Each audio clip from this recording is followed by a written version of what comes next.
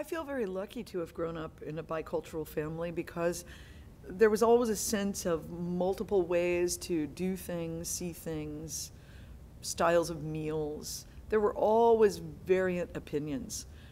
I lived in Ferguson, Missouri as a child. My father was the only Arab in Ferguson in those days. That was interesting in itself. There were many different kinds of people in Ferguson, different backgrounds, but he was the only Arab.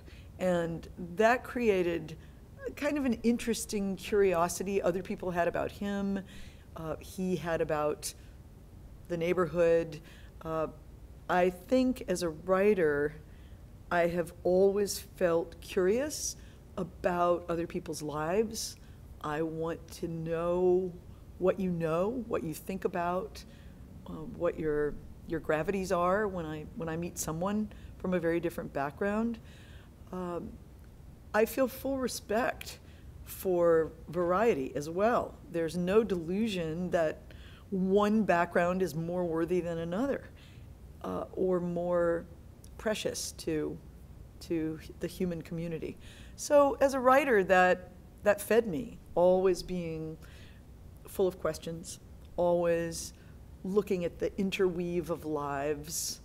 It seemed rather preposterous to me, even as a child, that my two parents had found one another, had met, since they grew up in such completely different worlds and probably had never met anyone like the other in their whole lives before they got together.